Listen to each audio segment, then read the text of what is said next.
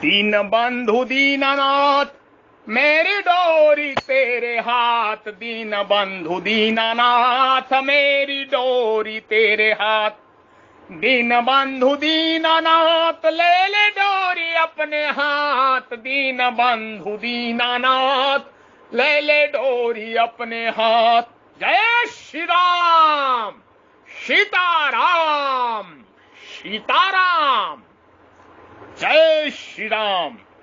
वसुदेव सुतम देवम कंस चाडूरमर्दनम देवकी परमानंदनम कृष्णम वंदे जगत गुरुम जगत गुरुम जगत गुरुम जगत गुरुम। ओम उग्र वीर महाविष्णु जलवंत सर्तो मुखम नरसिंह भीषण भाद्र मृत्युम मृत्युम नमामहम नमामहम नमामहम। जय श्री श्याम, जय जय श्री राम, सीताराम सीताराम। पूर्व श्लोक में देही की निर्भयकर्ता का जो वर्णन हुआ है, आगे श्लोक में उसी दृष्ट रूप से वर्णन करते हैं। वशांसी जीर्णानि यथा विहाय नवानि गहति नारायण प्राणी तथा शरीराणि विहाय जीर्णन्ति जनिनन्द देहि।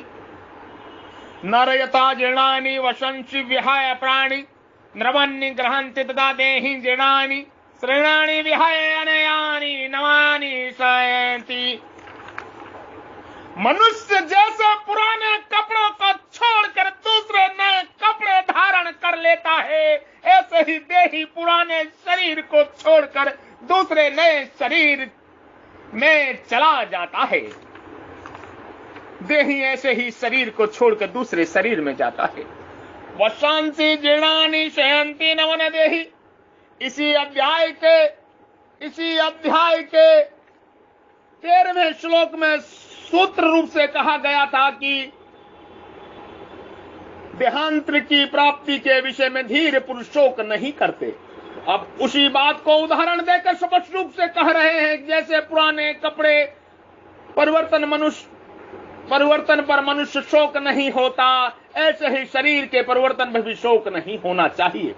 कपड़े मनुष्य ही बदलते हैं, पशु पक्षी नहीं। अतः यहाँ कपड़े बदलने के उदाहरण में नर पद दिया है। यह नर पद मनुष्य योनि का वाचक है और इससे स्त्री पुरुष बालक बालिकाएं जवान बूढ़े आदि सभी आ जाते हैं।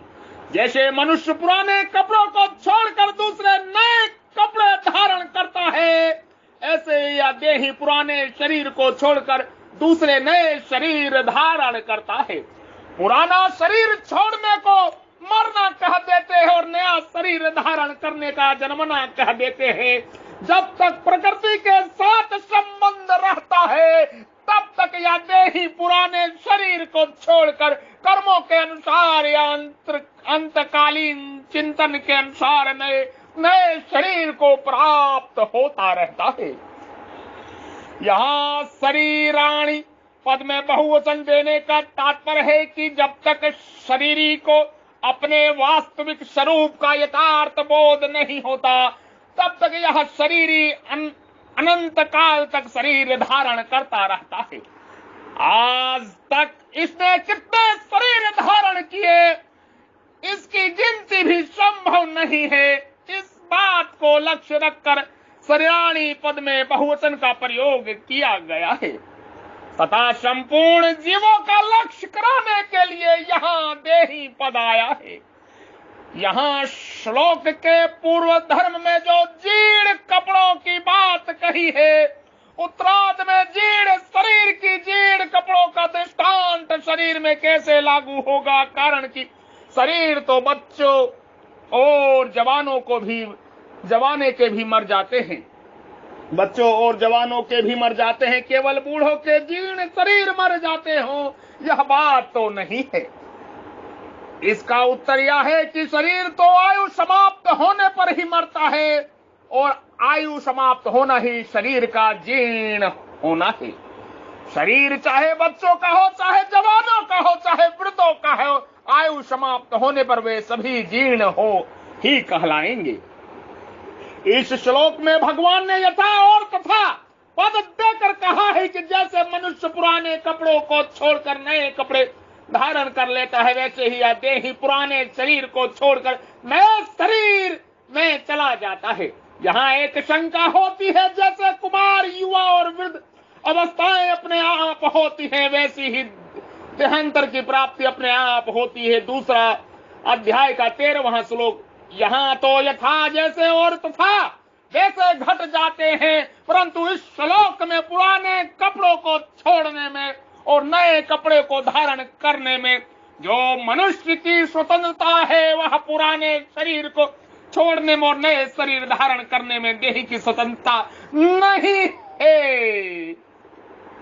इसलिए यहाँ यथा और तथा कैसे घटेंगे, इसका समाधान है कि यहाँ भगवान का तात्पर्य स्वतंत्र परतंत्रता की बात कहने में नहीं है, प्रत्युत शरीर के वियोग से होने वाले सुख को मिटाने में है। जैसे पुराने कपड़ों को छोड़कर नए कपड़े धारण करने पर भी धारण करने वाला मनुष्य वही रहता है, वैसे ही पुराने शरीर को छोड़कर नए शरीर में चले जाने पर भी देही ज्यों का त्यों निर्लिप्त रूप से रहता है। अतः शोक करने की कोई बात है ही नहीं।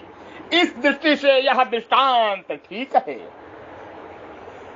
दूसरी शंका यह होती है कि पुराने कपड़े छोड़ने में और नए कपड़े धारण करने में तो सुख होता है, पर पुराने शरीर छोड़ने में और नया शरीर धारण करने में दुख होता है। अतः यह यथा और तथा कैसे घटेंगे, इसका समाधान यह है कि शरीर के मरने का जो दुख होता है वह मरने से नहीं होता, परंतु जीने की इच्छा से होता है।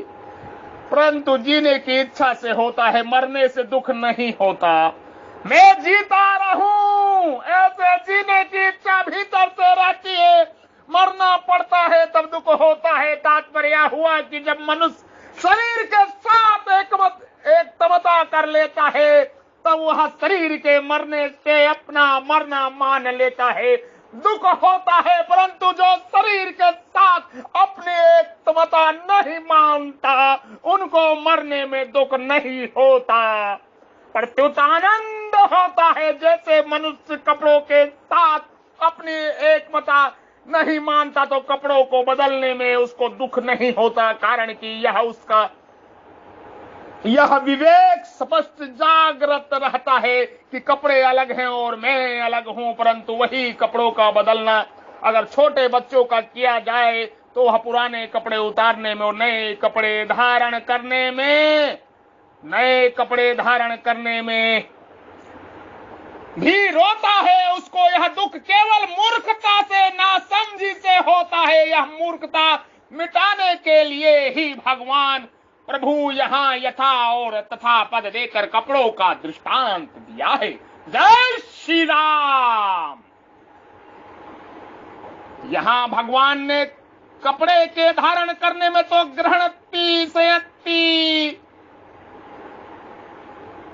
सहंती जाता है, क्रिया दी है। ऐसा क्रिया भेद भगवान ने क्यों किया? लौकिक दृष्टि से बेसमझी के कारण ऐसा दिखता है कि मनुष्य अपनी जगह रहता हुआ ही कपड़ों को धारण करता है और देहांतर की प्राप्ति में देही का उन देही में जाना पड़ता है।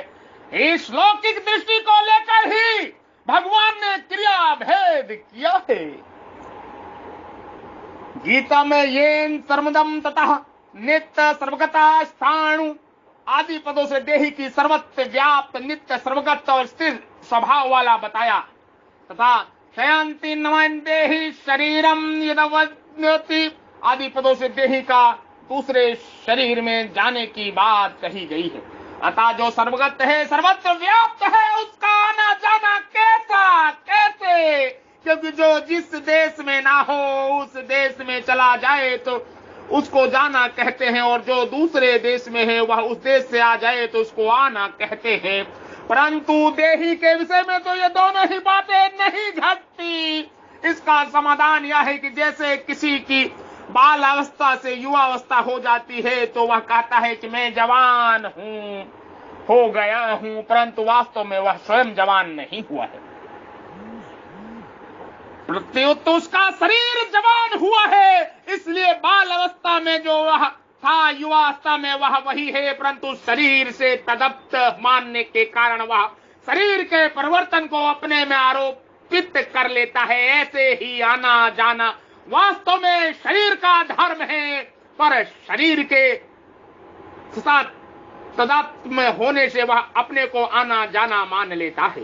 अतः वास्तव में देही का कहीं भी आना जाना नहीं होता, केवल शरीर के तदत्व के कारण उसका आना जाना प्रतीत होता है। अब यह प्रश्न होता है कि अनादि काल से जो जन्म मरण चला रहा है उसे कारण क्या है? कर्मों की दृष्टि से जो शुभाशुभ कर्मों का फल भोगने के लिए जन्म मरण होता है, ज्ञान की दृष्टि से अज्ञान के कारण जन्म मरण होता है, और भक्ति की दृष्टि से भगवान की विमुखता के कारण जन्म मरण होता है। इन तीनों में भी मुख्य कारण है कि भगवान ने जीव को जो स्वतंत्रता दी है उसका दुरुपयोग करने से ही जन्म मरण हो रहा है। अब वह जन्म मरण मिटे कैसे? वह जन्म मरण मिटे कैसे? मिली हुई स्वतंत्रता का सदुपयोग करने से जन्म मरण मिट जाएगा। तात्पर्य है कि अपने स्वार्थ के लिए कर्म करने से जन्म मरण हुआ है, अतः अपने स्वार्थ का त्याग करके दूसरों के हित के लिए कर्म करने से जन्म मरण मिट जाएगा। अपनी जानकारी का अनादर करने से जन्म मरण हुआ है, अतः अपनी जानकारी का आदर करने से जन्म मरण मिट जाएगा। भगवान से विमुख होने से जन्म मरण हुआ है, अतः भगवान के सम्मुख होने से जन्म मरण मिट जाएगा। जय जय श्री राम। राम राम राम राम राम राम राम राम। मनुष्य नई नई वस्तु चाहता है तो भगवान भी उसको नई नई वस्तु शरीर आदि सामग्री देते रहते हैं। शरीर बूढ़ा हो जाता है तो भगवान उसको नया शरीर देते हैं। अतः नई नई इच्छा करना ही जन्म मरण का हेतु है। नई नई इच्छा करना ही जन्म मरण का हेतु है। नई नई इच्छा करने वाले अनंत काल तक नई नई वस्तु मिलती ही रहेगी। मनुष्य एक इच्छा शक्ति है, मनुष्य एक इच्छा शक्ति है, एक प्राण शक्ति है। इच्छा शक्ति के रहते हुए प्राण शक्ति नष्ट हो जाती है, तब नया जन्म होता है। अगर इच्छा शक्ति ना रहे, प्राण शक्ति नष्ट होने पर भी पुनर्जन्म नहीं होता। जय श्री राम। कोई भी दृष्टांत केवल एक अंश में घटता है, सर्वथा नहीं घटता।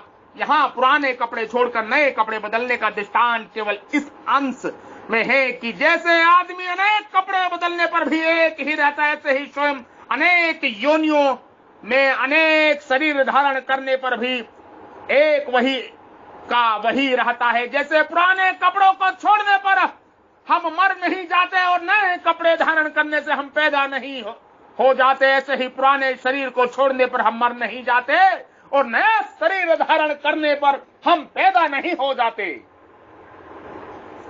तात्पर्य है कि शरीर मरता है, हम नहीं मरते। अगर हम मर जाएं तो फिर पुण्य पाप का फल कौन भोगेगा?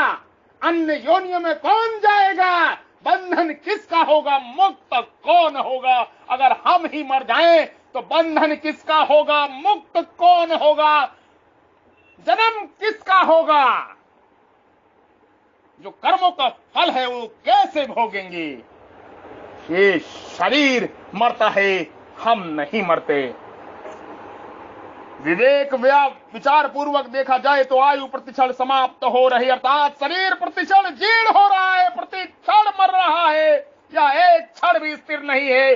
जैसे जवान होने से बालकपन मर जाता है, तो वास्तव में यह बालकपन निरंतर मरता ही रहा है, परंतु उधर दृष्टि न होने से प्रतिक्षण होने वाली मौत का तरफ ख्याल नहीं जाता।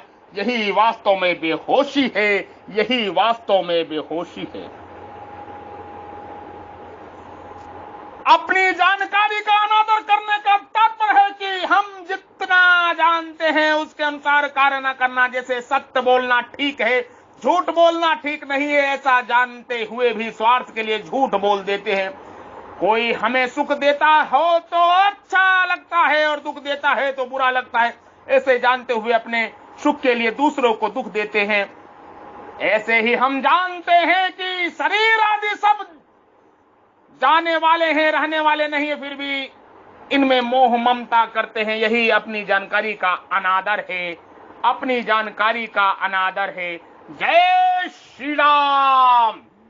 जय जय श्री राम। आप सभी के हृदय रूपी मन मंदिर में विराजमान परब्रह्म परमेश्वर ईश्वर को प्रणाम, कृपा मेरा प्रणाम नमस्कार स्वीकार कर। जो ब्रह्म आपके हृदय रूपी गुहा में विराजमान है, हृदय रूपी गुहा में विराजमान, गुफा में विराजमान है, कृपा मेरा प्रणाम नमस्कार स्वीकार करें। साधु साधु, जय हो जय हो जय हो जय हो। नमो नमः नमो नमः नमस्कार। सीताराम। जय जय श्री राम।